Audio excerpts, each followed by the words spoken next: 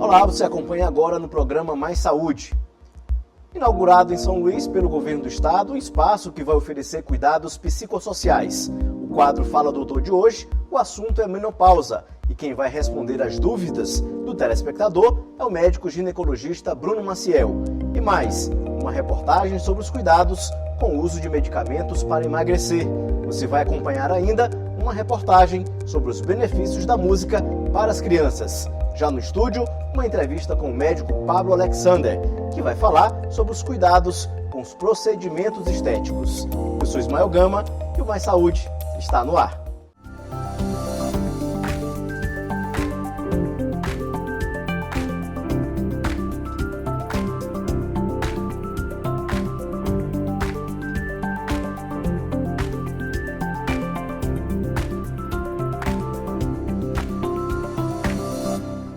Inaugurado esta semana em São Luís pelo governo do estado, o espaço Cuidados Psicossociais, voltados a pacientes com transtornos mentais sentenciados em processos penais. O governo do estado inaugurou um espaço de cuidados psicossociais destinado a pacientes com transtornos mentais sentenciados em processos penais. Acompanhado por uma equipe multiprofissional, junto com a Justiça, onde eles aplicam uma medida de segurança para esses pacientes ficarem fazendo acompanhamento dentro de uma unidade hospitalar e não dentro de um presídio, que não são unidades para eles, por eles terem o transtorno mental. Então, eles ficam sendo acompanhados por uma equipe.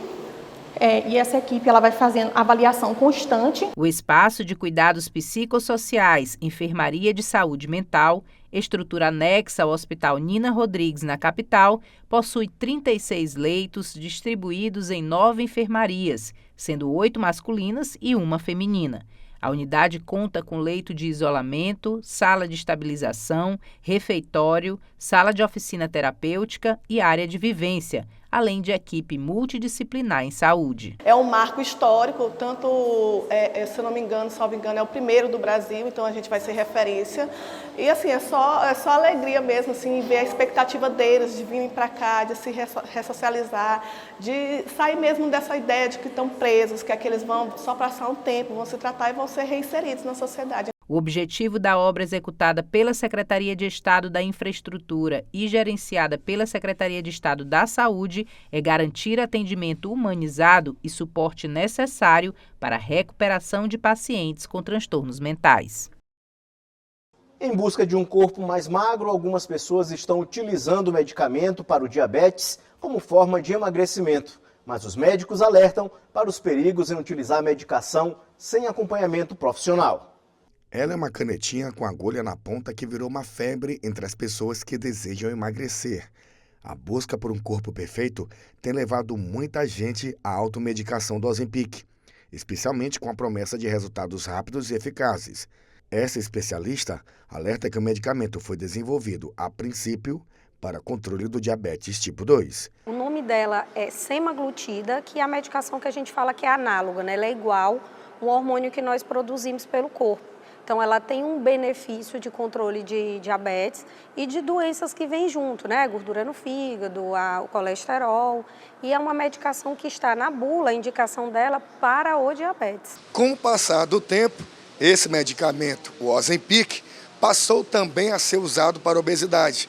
A medicação age imitando uma substância natural do corpo que ajuda a controlar o apetite e a glicose no sangue. E isso pode levar a uma redução significativa no peso e na melhoria do controle glicêmico. Mas é bom lembrar, esse medicamento, o Ozempic, ele não é cosmético e o seu uso indiscriminado pode trazer efeitos colaterais.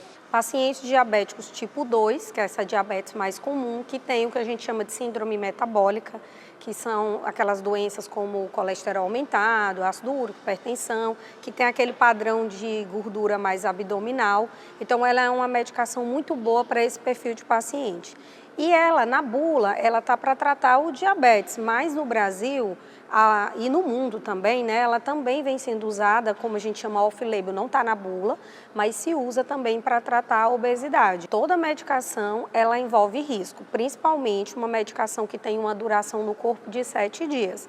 Então, se você usa e você não tem problema nenhum, Ok, mas quando você tem algum efeito colateral importante, ela demora a passar o efeito. Então, pode dar náuseas, vômitos, pode dar diarreia, né? E também um efeito grave que é a pancreatite aguda. Este outro médico especialista em emagrecimento pondera: é essencial buscar a orientação de um profissional de saúde qualificado que possa oferecer um plano de tratamento personalizado, incluir mudanças na dieta, exercícios físicos e, se necessário, medicamentos apropriados. Uma droga só não vai fazer o milagre. A obesidade é uma doença crônica, é uma doença multifatorial, com abordagem tem que ser multifacetada. É uma doença que abrange efeitos psicológicos, a gente tem que tratar no paciente ansiedade, compulsão, depressão, está ligado a isso, efeitos hormonais, às vezes você tem uma deficiência hormonal, você não vai emagrecer nunca.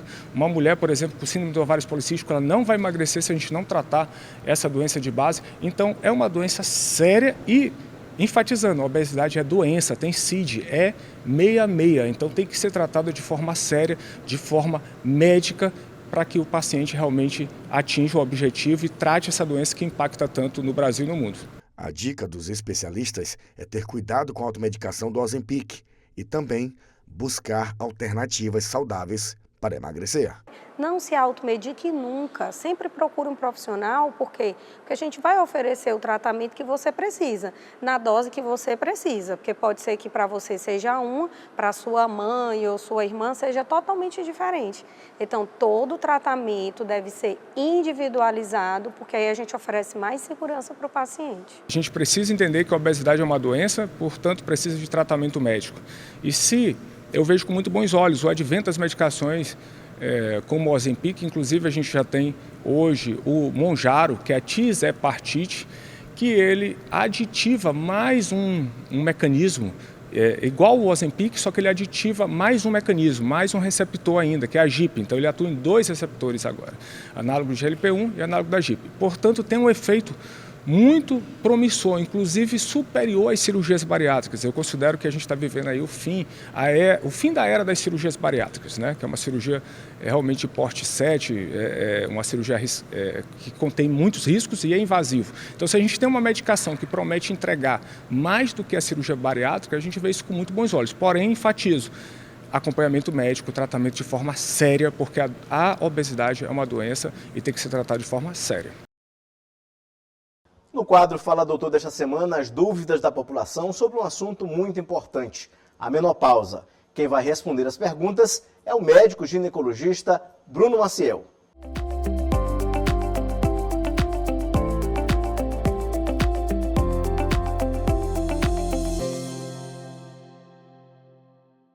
Eu queria saber qual a diferença entre a menopausa e o climatério.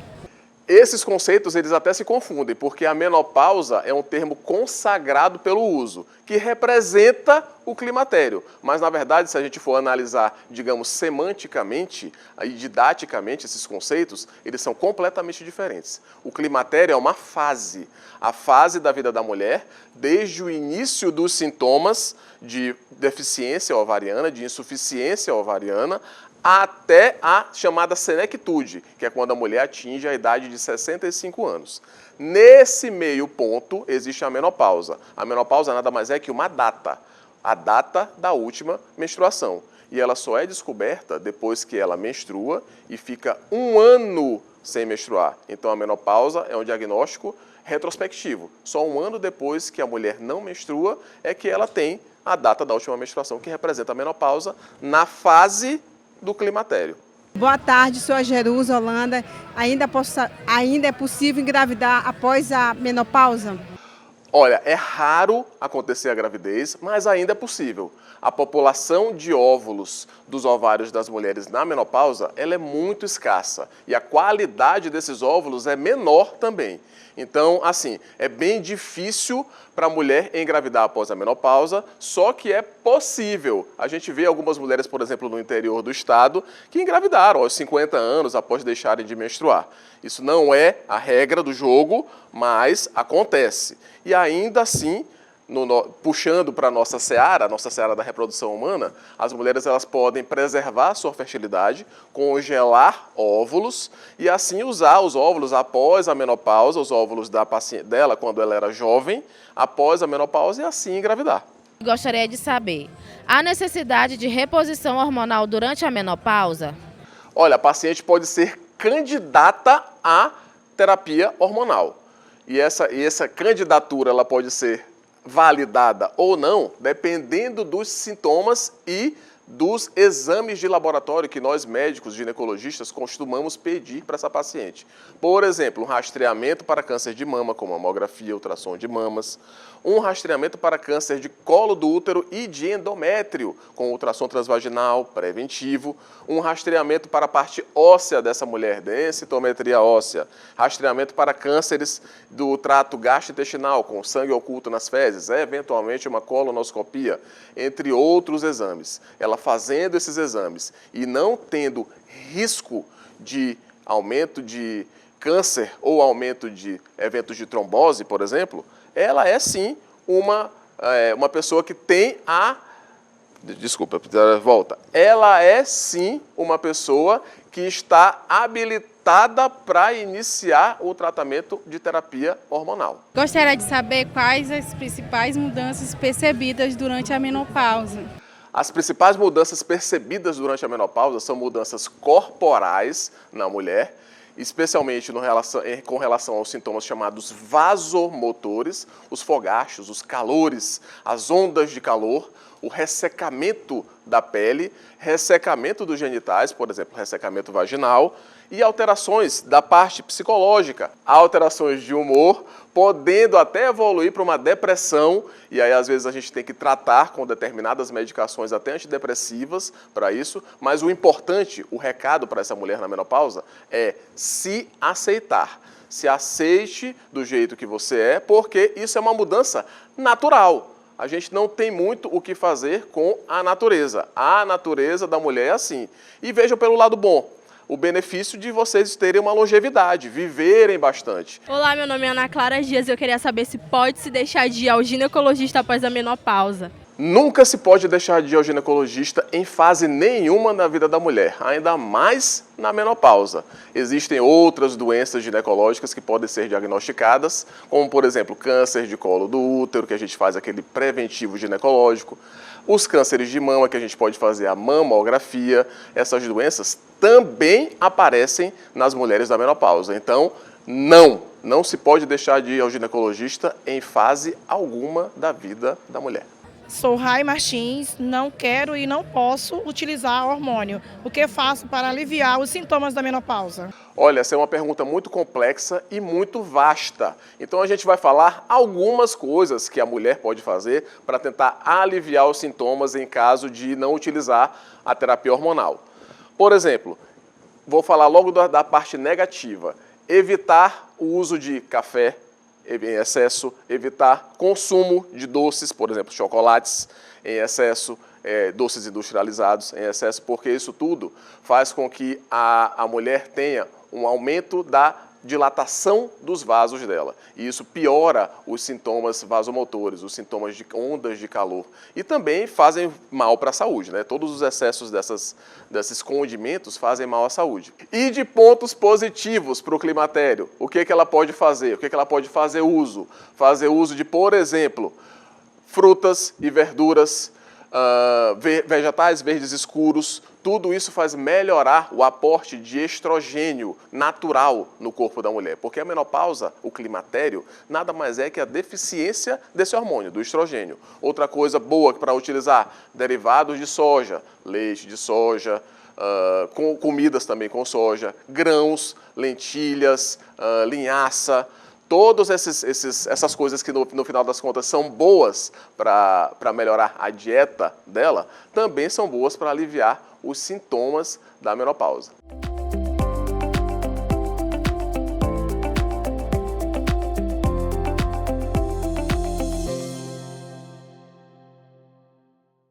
No próximo bloco, o quadro Vacina Sim e uma reportagem sobre a importância da música para as crianças. E uma entrevista no estúdio sobre os cuidados com procedimentos estéticos. A gente volta já.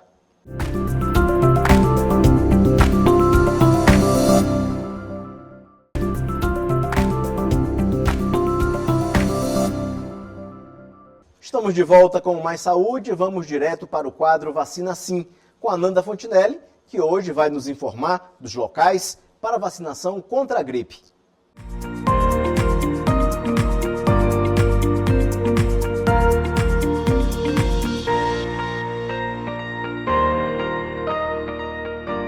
Veja agora as unidades de saúde para tomar a vacina contra a gripe.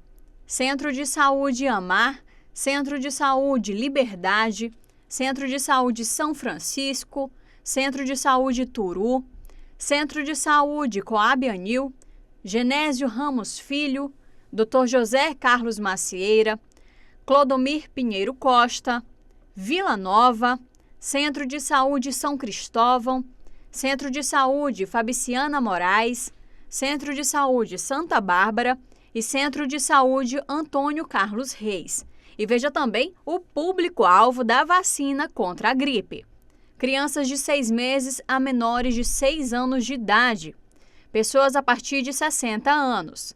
Gestantes e puérperas. Povos indígenas. Trabalhadores da saúde. Professores das escolas públicas e privadas. Adolescentes menores de 18 anos sob medidas socioeducativas.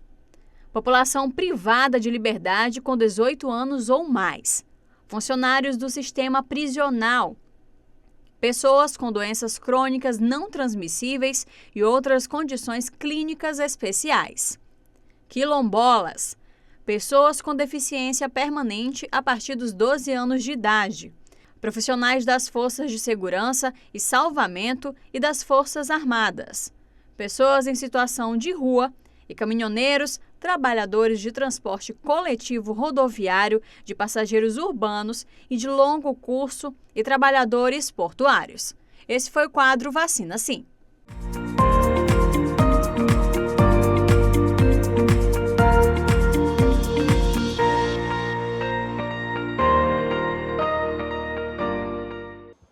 A música é um grande instrumento de aprendizado para crianças na educação infantil.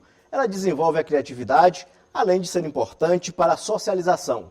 Ao participar de atividades musicais, como ouvir, cantar ou tocar instrumentos, as crianças exercitam sua capacidade de concentração, aprendendo a direcionar sua atenção para os sons, ritmos e letras das músicas. Acompanhe agora uma reportagem sobre estes benefícios para as crianças.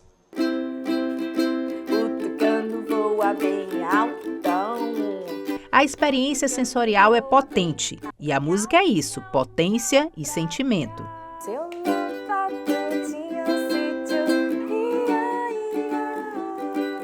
E nesse sítio tinha um pássaro! Uma linguagem universal que transcende palavras e culturas. E na musicoterapia infantil, essa linguagem se transforma em uma poderosa ferramenta de cura e desenvolvimento. A musicoterapia é o uso sistemático da música através de 4 métodos que é realizado por um musicoterapeuta qualificado.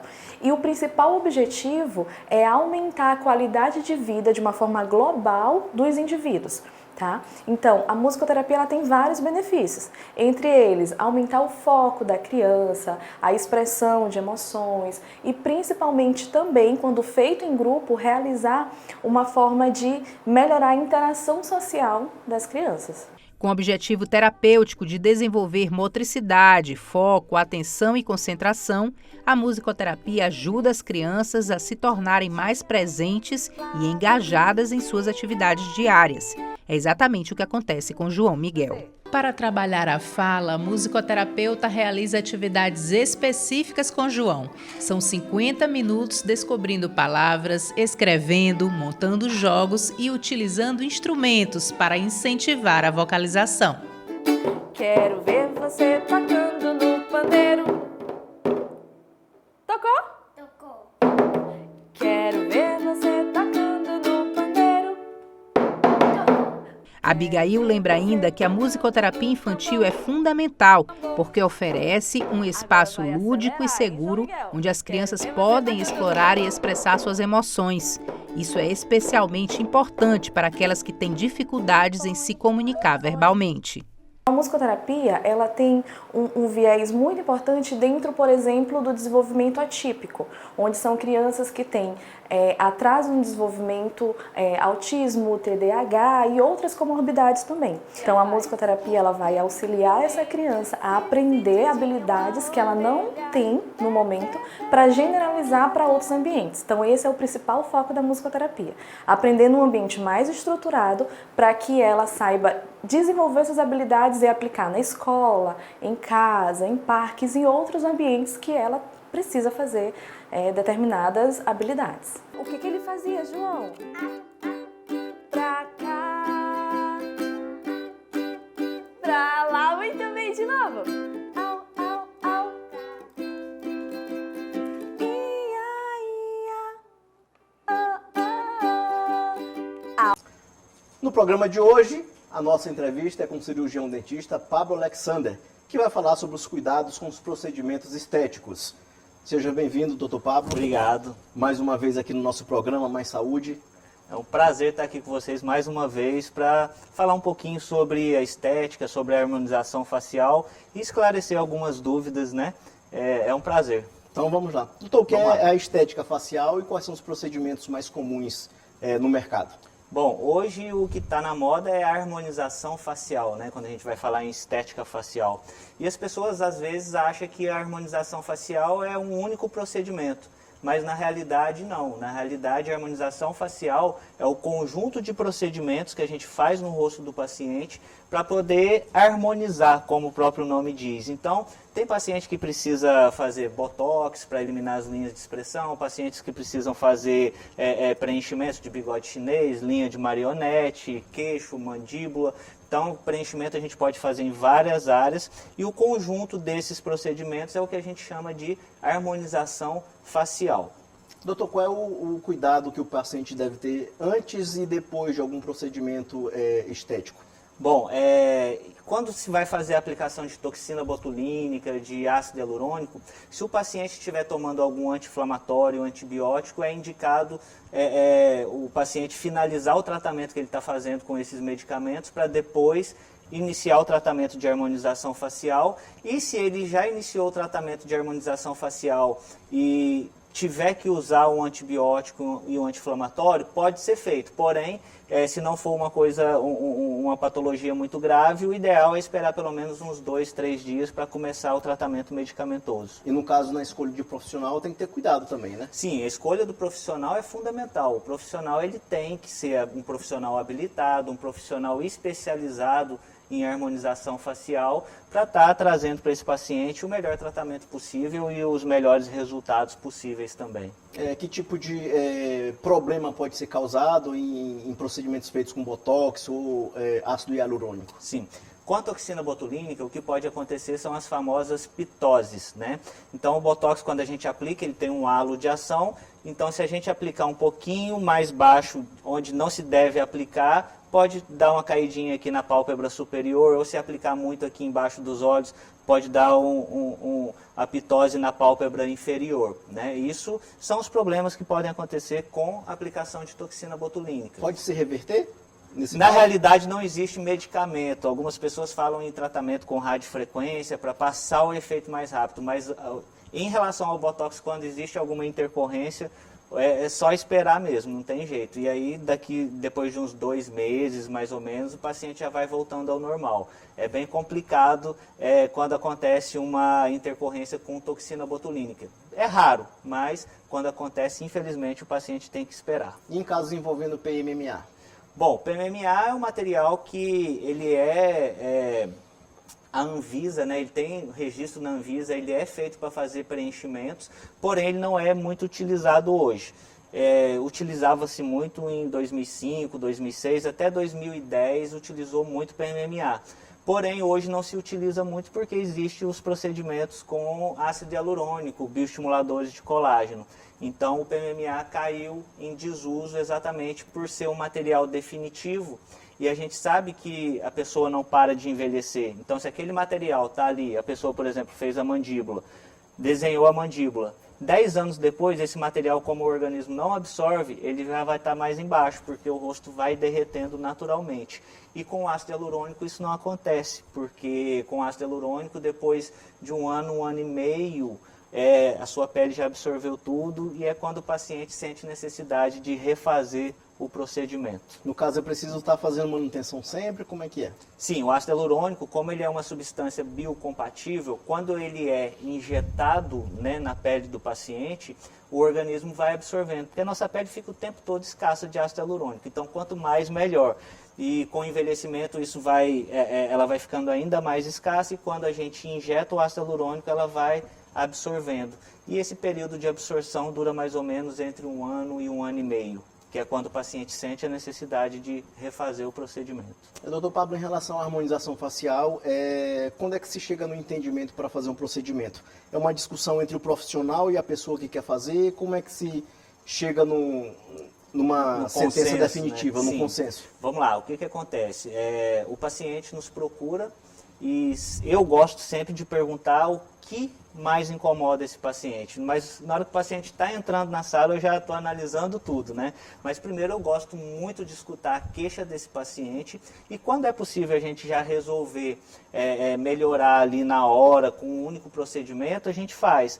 Mas se for um paciente que tem uma queixa, mas aquela queixa acontece por outros fatores, aí a gente tem que explicar, orientar o paciente quais tratamentos, quais caminhos que a gente tem que seguir para ele chegar naquele resultado que ele espera. Então, tem que ter uma conversa mesmo e um entendimento entre o paciente e o profissional que está consultando ele ali, indicando os procedimentos estéticos. Em relação a rugas, o que é mais indicado fazer? Isso depende de cada caso? Como é que é feita essa avaliação? Em relação às rugas, a gente tem que separar. Vamos lá, existem as rugas estáticas, por exemplo, bigode chinês, linha de marionete, e existem as rugas dinâmicas, que são as rugas da testa, pezinho de galinha, que são rugas, linhas de expressões que aparecem quando a gente movimenta o músculo. Quando essas linhas são dinâmicas, são as que movimentam, a gente utiliza a aplicação de toxina botulínica, de Botox. Quando essas linhas são estáticas, bigode chinês, linha de marionete, por exemplo, a gente utiliza o ácido hialurônico. Então, existem vários tipos de linha de expressão, de rugas, e para cada tipo de ruga de linha de expressão, existe um determinado produto, um produto ideal para a gente fazer naquela região. Doutor, e como é que a tecnologia tem ajudado o trabalho de vocês? A gente percebe que cada vez mais aparecem mais equipamentos tecnológicos que facilitam e dão resultados bons para o paciente. De que forma a tecnologia tem facilitado o trabalho de vocês e ajudado também os pacientes? A tecnologia é um forte aliado. Por exemplo, existe um equipamento de ultrassom micro e macro focado que se chama Ultraformer, que é o Ultraformer MPT, que ele tem o poder de atingir uma camada da pele chamada SMAS. Quando ele atinge essa camada, ele aquece essa camada, e vou falar no vulgo, essa camada da pele ela vai repuxando. Então com isso a gente vai conseguindo ancorar a pele e conseguindo, como ele gera também um pequeno processo inflamatório por conta desse aquecimento, a gente consegue produzir colágeno. E nisso, esse procedimento aliado com preenchedores, com toxina botulínica, a gente vai conseguindo cada vez mais resultados melhores. Então hoje, por exemplo, antigamente quando não existia esse procedimento, a gente já orientava o paciente, vamos fazer um botox, um preenchimento. Hoje, como existe esse equipamento que é um grande aliado na estética, a gente orienta o paciente primeiro fazer esse equipamento, porque depois ele vai precisar, no caso, preencher menos, porque esse equipamento já vai ajudar a pele a ficar mais firme e a gente não precisa preencher ou bioestimular tanto quanto se não existisse, se ele não fizesse o equipamento, o tratamento com o Ultraformer. No caso, a autoestima de quem faz procedimentos estéticos melhora depois de um procedimento como esse? Como é que é o antes e depois que vocês avaliam no consultório? Sim, isso é indiscutível. Não tem como uma pessoa melhorar e não aumentar, melhorar a aparência e não aumentar a autoestima, né? Por exemplo, eu sempre falo com os meus pacientes, o que te trouxe aqui foi porque você olhou no espelho e não gostou do que está vendo. Então a gente tem que melhorar para você se olhar no espelho e aumentar a autoestima. E eu até brinco, falo, com a autoestima alta, elevada, você vai trabalhar melhor, você vai ganhar mais dinheiro, e aí você vai poder gastar mais com estética depois para melhorar ainda mais, ou para ir mantendo aquilo ali que você conseguiu. Então influencia muito. Em relação ao peeling químico, ele é indicado para todo tipo de pele? Como é que funciona? O peeling ele não é indicado para todo tipo de pele e é um tratamento hoje que, pelo menos na nossa clínica, a gente não utiliza muito mais, porque ele traz um risco elevado com essa temperatura, com esse sol que a gente tem aqui no Maranhão, né? Porque ele descama a pele e acaba que o peeling a gente não consegue controlar ele por completo, o quanto ele vai penetrar e vai agir ali na pele. Então, em algumas regiões ele vai agir mais, em outras menos. E se o paciente esquece um pouquinho de protetor solar, pode manchar a pele. E hoje, com as tecnologias, a gente já tem tecnologia que substitui o peeling, né? Então, não tem tanta necessidade mais de indicar um peeling para um paciente. A não ser que o paciente queira, eu quero porque eu quero experimentar, a gente orienta e faz. Claro que a gente não faz porque o paciente quer, a gente faz porque é possível fazer, porém sob muita orientação em relação aos riscos. Doutor, em relação à tendência no mercado de estética para esse próximo ano, o que vocês têm de novidades? Está só crescendo cada vez mais, equipamentos novos. Agora a gente acabou de adquirir também para trazer mais conforto para os pacientes, porque existem procedimentos que incomodam, né? A gente já vai trabalhar com a sedação consciente do paciente, que é um tratamento, que é um procedimento que a gente faz, que ele tem o poder de acalmar o paciente. É aquele utilizado em centro cirúrgico? Não. Não se usa em centros cirúrgicos. Assim, pode se usar em centros cirúrgicos, mas geralmente se usa muito em consultórios mesmo, principalmente consultórios odontológicos, sim, em crianças, para acalmar a criança. Então, é um gás, que é o óxido nitroso, que o paciente inala esse gás misturado com oxigênio, e ele tem um poder analgésico e ansiolítico. Então, o paciente consegue ficar mais calmo e consegue suportar bem melhor os procedimentos que incomodam um pouco. E é um procedimento extremamente seguro, praticamente sem contraindicações. É um gás que não é metabolizado pelo organismo, então a gente colocou o gás ali para o paciente respirar, ele já começa a sentir o efeito, a gente tirou, ele já vai voltando ao normal também na mesma hora. É bem seguro e muito cômodo o procedimento feito com a sedação consciente. Doutor, em que tipo de caso é necessária a intervenção cirúrgica, quando essa parte estética tratada em consultório não é recomendada? Sim. Por exemplo, o paciente que já tem o pescoço, uma pele muito flácida, um paciente já com a idade um pouco mais avançada, a gente orienta, procure um cirurgião plástico, porque no seu caso a gente não consegue melhorar com as ferramentas que a harmonização facial tem, né? E hoje também a gente orienta muitos pacientes a trabalharem a prevenção, para quando chegar lá numa idade mais avançada, não ter necessidade de uma cirurgia, porque ele já vem ali trabalhando bioestimulador, trabalhando toxina botulínica, trabalhando preenchedores, né, fazendo preenchimentos, e então a gente trabalha muita prevenção hoje na estética. Doutor Pablo Alexandre, muito obrigado por sua entrevista mais uma vez aqui no programa Mais Saúde. Esse foi o nosso programa Mais Saúde de hoje. Para você, um bom início de semana e a gente se encontra no próximo domingo às 9 da manhã. Até lá!